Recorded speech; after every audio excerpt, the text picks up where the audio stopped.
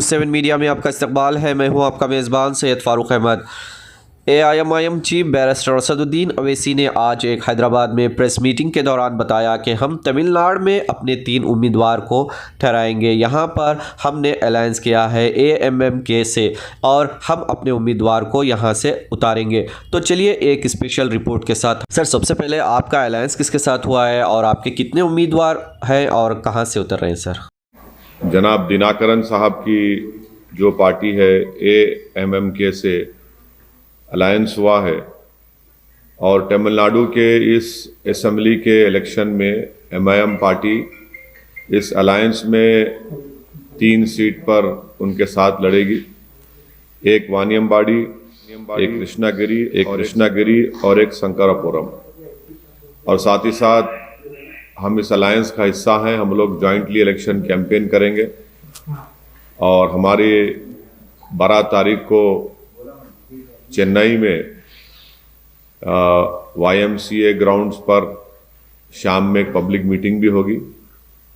और आज आपको मालूम होगा कि हम लोग इस अलायंस में साथ हैं और हमारी पूरी कोशिश होगी कि तमिलनाडु की पॉलिटिक्स में जो हमेशा DMK लेड अलायंस या ADMK लेड अलायंस होता है, तो एक थर्ड अल्टरनेटिव के तौर पर मुझे यकीन है कि मिस्टर दिनाकरन की लीडरशिप में AMMK या AIMIM और दूसरे जो पार्टीज इस अलायंस में होंगे, हम लोग एक थर्ड अल्टरनेटिव बनकर तमिलनाडु की आवाम के पास जाएंगे। और मुझे यकीन है कि तमिलनाडु की जनता अपनी मोहब्बत से और अपनी आशीर्वाद से जनाब दिनाकरन साहब की पार्टी AMMK को और इस अलायंस जितने पार्टीज है उनको अपनी दुआओं से नवाजेगी। ये हमारी कोशिश होगी। मेरा मानना यह है कि तमिलनाडु में उनका बाई इलेक्शन की जो विक्ट्री थी आरकेपुरम से, और तमिलनाडु में आरकेपुरम में एक बहुत ही पॉलिटिकली प्रेस्टिजियस सीट मानी जाती और जिसमें उन्होंने DMK को भी हराया, ADMK रूलिंग पार्टी थी उसको भी उन्होंने शिकस्त दी और खुद कामयाब हुए। और अच्छी मेरे ख्याल से अगर मैं गलत ना कहूँ तो 10,000 वोट से ज्यादा उनको एक बाई इलेक्शन बहुत बड़ी कामयाबी हुई। और मुझे यकीन है कि दिनाकरन साहब एक पॉलिटिकली श्रूड और एस्ट्यूट पॉलिटिशियन है और उनके साथ हमको जाने से यकीनन MIM पार्टी को भी, उनको भी, और तमिलनाडु सबसे ज्यादा फायदा तमिलनाडु के वोटर्स को होगा, क्योंकि वो लोग अभी ये 2 अलायंसेस जो है ट्रेडिशनली DMK ADMK के, उससे वो तंग आ रहे थे तो उनको एक अल्टरनेटिव की जरूरत थी और वो बहुत बड़ा उस वहां पर एक वैक्यूम है और हम कोशिश करेंगे उस पॉलिटिकल वैक्यूम को फिल करने की। और हाँ, सवाल आपका DMK का, तो इस बारे में मैं तफसील से बताऊंगा जब 12 तारीख को कि DMK ने किस तरह से हमसे पेश आया, किस तरह से हमसे बर्ताव किया, इस पर मैं तफसील से बताऊंगा 12 तारीख के दिन पब्लिक मीटिंग। पहले भी हम लोग मेरे ख्याल से 3 या 4 सीट पर ही लड़े थे, तो इस बार भी हम हमारी पार्टी के जो जिम्मेदारान हैं और AIMIM पार्टी के जो यहाँ से ऑब्जर्वर है जनाब तैयब साहब और हमारे तमिलनाडु के प्रेसिडेंट जनाब वकील साहब, जब DMK हमारे AMMK पार्टी के लीडरशिप से बात किए तो उस वक्त भी हम लोग सिर्फ यही 3 सीट हम लोग उनको बोले थे। तो हमको यकीन है कि इससे हमारे लिए पार्टी के लिए भी अच्छा होगा और तमिलनाडु के दलित, तमिलनाडु के मुस्लिम माइनॉरिटी, तमिलनाडु के जो वीकर सेक्शंस हैं, हमारी कोशिश होगी कि उनकी एक इंडिपेंडेंट वॉइस हम वहाँ पर बने। और यकीनन वहाँ पर एक बहुत बड़ा स्पेस है और उस स्पेस को हम पूरी कोशिश करेंगे फिल करने के लिए, क्योंकि जितने भी ट्रेडिशनल जो अलायंसेस हो रहे हैं उसमें कोई लीडरशिप बनती नहीं है माइनॉरिटीज की खास तौर से। तो सिर्फ उनकी ज़बान पर किसी का B फॉर्म होता, किसी का A फॉर्म होता।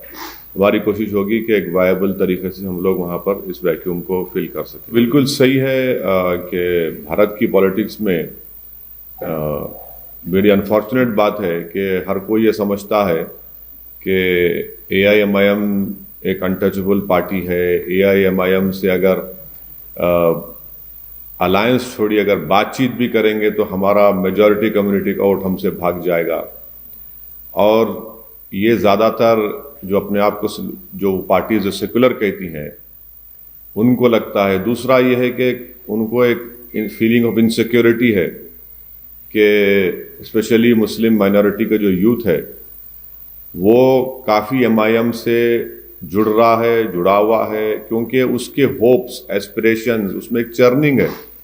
वो ये चाहता है कि भाई हमारी एक पॉलिटिकल वॉइस हो, हमारी भी एक पॉलिटिकल लीडरशिप हो। वो तंग आ चुका है इन सेकुलर पार्टीज को वोट देते देते, और वो इन पार्टीज में जो लीडरशिप है उसको मानने को तैयार नहीं है। तो यकीनन ये एमआईएम पार्टी को एक अनटचेबल के तौर पर ये लोग पेश करते हैं, और उनका आर्गुमेंट ये होता है कि अगर हम एआईएमआईएम से बात करेंगे, अलायंस को छोड़ो, तो हमारा मेजॉरिटी कम्युनिटी का वोट भाग जाएगा। ये सेकुलर पार्टीज ये नहीं देख रहे हैं कि भाई आपका वोटर है ही कहाँ आपके पास। स्पेशली मुल्क के बहुत से स्टेट्स में तो वोटर भाग चुका है, उनका जो ट्रेडिशनल वोटर था सेकुलर पार्टीज का वो तो है ही नहीं। तो अब इसीलिए थोड़ा वो लोग इनसिक्योर फील करते हैं और हमारे को कोशिश करते हैं कि हमसे बातचीत ना हो और इस तरह के इल्ज़ामात लगाते हैं। मगर ये चलता है पॉलिटिक्स में। हम अब मेहनत करेंगे, और अच्छी बात भी हमारे लिए भी, हमारे पार्टी के मेंबर्स के लिए भी एक ऑब्जेक्टिव है कि हम अपने बलबूते पर मेहनत करके अपना नाम और मुकाम पैदा करेंगे, और जब वो हो जाएगा तो जब हालात और बदल जाएंगे। नहीं, यहाँ देखिए, मैं आपको बताना ज़रूरी समझूंगा कि पिछले 4 साल में हमारे पार्टी का ऑर्गेनाइजेशन, अगर मैं गलत ना कहूँ तो कम से कम 25 असेंबली कॉन्फ्रेंस में बहुत अच्छा ऑर्गेनाइजेशन है हमारा पार्टी का, और दूसरे 20 कॉन्स्टिट्यूंसीज में एक मिनिमम लेवल पर है, मगर 25 असेंबली कॉन्स्टिट्यूंसी में तो हमारा अच्छा ऑर्गेनाइजेशन है।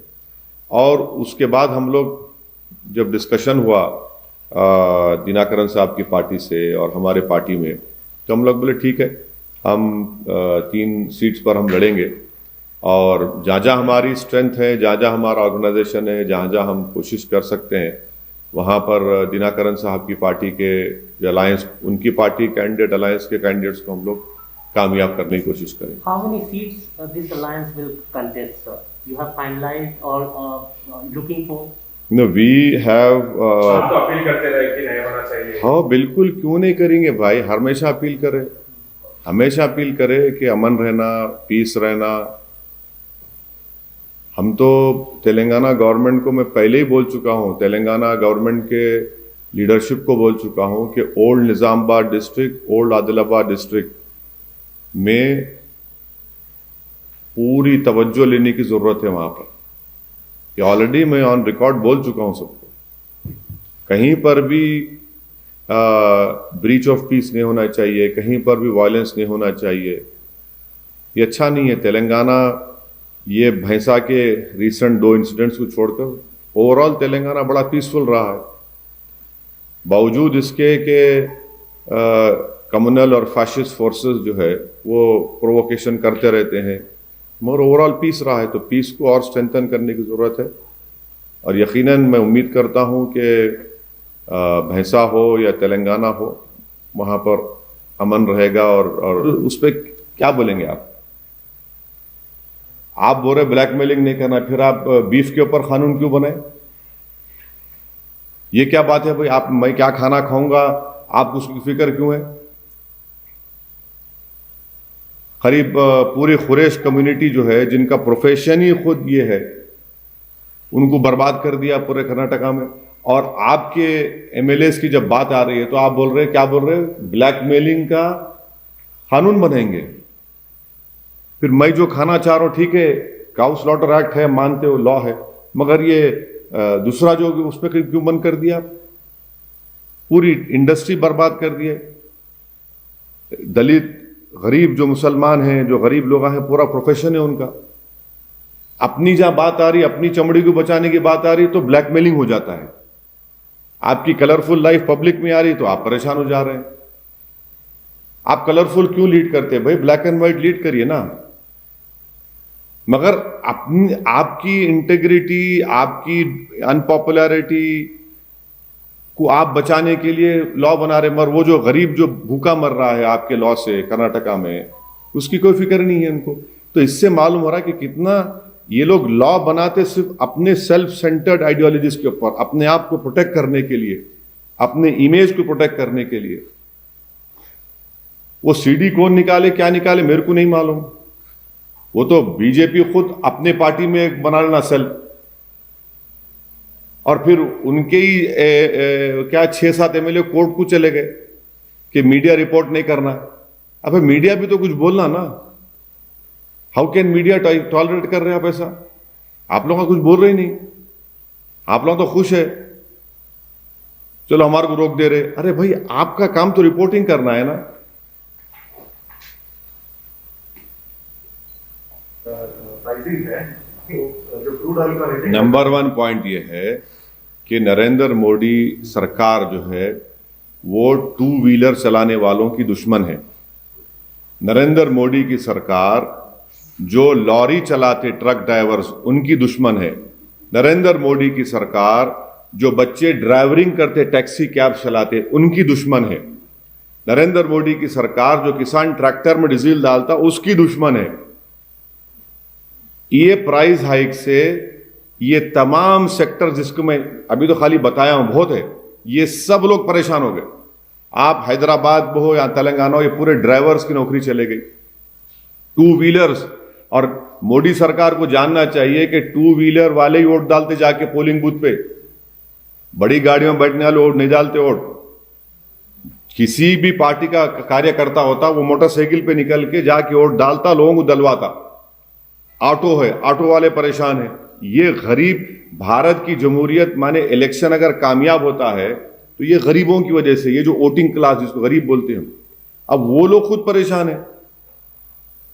तो प्राइस नहीं बढ़ रहा क्या मतलब भाई? आप गवर्नमेंट जो है जो सेंट्रल टैक्स ले रही है तो कम कर दो ना भाई, आप 38%। अगर नहीं बढ़ा, अगर आपकी बात सच है तो आप टैक्स कम कर दो ना भाई, आप 10% कम कर दो। क्यों नहीं कम कर रहे आप कम करके दिखाइए ना गरीबों को। भाई आप गरीब के लिए, गरीब का गरीब तो पिटे जा रहा है। वो पैसा तो सब्सिडी में जाता है ना। कौन सी सब्सिडी में जा रहा भाई? योजनाओं कौन सी योजनाओं में जा रहा है भाई? कौन सी योजना, कौन सी योजना है? गरीब की गरीबी बढ़ाने की योजना है ये तो। कहां की योजना है ये? किधर है ये? तो आप जाके देखिए।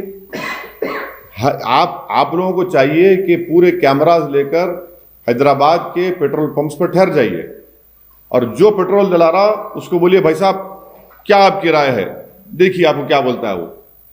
आप लोग जाते नहीं है, खामखा मेरे चेहरे पीछे पड़ रहे थे आप लोग। वो गरीब का चेहरा देखो जो रो रहा है आज। हर पेट्रोल पंप पे चलिए आप। अच्छा, आप जहां पर लॉरी के, जिस हैदराबाद में लॉरी का अड्डा बोलते, वहां चले आइए आप। जहां पे तरकारी लेके आते लोग, पूछिए उनसे आप। हाँ, पूरा हर सेक्टर को इससे परेशानी हो रही है। मोदी सरकार ये समझती कि प्रोटेस्ट नहीं हो रहा। इनका प्रॉब्लम यही है ना कि रोड पे निकले तो समझते हैं लोग। हम भारत की जनता को बोल रहे कि हम पार्लियामेंट में पुकार रहे हैं, सब लड़ रहे हैं, मगर मोदी सरकार से जब जनता रोड पर आकर अपने आक्रोश का इजहार करती है तब जाकर ग्रुप ऑफ मिनिस्टर्स की एक मीटिंग हो जाती है फौरन। उसी जो रिएक्ट करते तो अब आएगी जनता, अब निकलेगी जनता, निकल के बताएगी। अभी तक रोड पे नहीं आया, इसका मतलब अरे भाई बूथ को भी तो जाना है ना, बूथ को तो जाना पड़ेगा ना जनता को। ये महिलाएं हैं, एलपीजी प्राइस जाके पूछे ना महिलाओं से। बोली मोदी जी बोलते हैं बेटी बचाओ, आप बोलिए मैडम क्या है इसका? गैस का सिलेंडर नहीं ले रहे, मालूम आपको? जिसको गवर्नमेंट की गैस के स्कीम में सिलेंडर मिला गया था, सेकंड नहीं ले रहे वो। 800 रुपए भाई, कहां से घर का कमरे का किराया देंगे गरीब वो, या फिर अपना घर चलाएंगे? 860 रुपए घर का किराया भी देना है, घर का खाना भी लाना है। और मोदी जी बोलते कि मैं कर रहा हूं, मैं तो गैस का सिलेंडर। अरे कहां गया? आप गैस का देख रहे नहीं। आप लोग तो गरीब को भूल ही गए, बीजेपी सरकार गरीब को भूल ही गई। मोदी जी गरीबों को भूल जा रहे हैं। वो खुद गरीबी से उठकर आए थे मगर आज गरीबों को भूल जा रहे हैं। उनको गरीबों को याद रखना चाहिए। महिलाएं इतने परेशान हैं, बोल रहा हूं आपको, कई लोग, कई महिलाएं वो गैस का सिलेंडर अब चार्ज ही नहीं करा रहे, वो लोग चार्ज ही नहीं करा रहे। हम तो रिक्वेस्ट कर रहे हैं प्रधानमंत्री से कम इन गरीब महिलाओं को देख लीजिए, नजर करम कर दीजिए उनके ऊपर। आप गैस का चलिए पेट्रोल डीजल आप नहीं करना चाह रहे, गैस तो कम कर दीजिए। मगर मीडिया में क्या है, सिर्फ गैस चलती है मोदी जी की, मोदी गैस, मोदी जी की गैस, गैस गैस, उनके गैस चल रहे और वो एलपीजी पे परेशान पूरे लोग। कब तक गैस चलाएंगे भाई आप लोग? इसका असर इलेक्शन पे पड़ेगा। सुनिए, मेरी बात सुनिए, फॉरगेट अबाउट इलेक्शन, आते जाते रहेंगे। वो गरीब का क्या होगा भाई?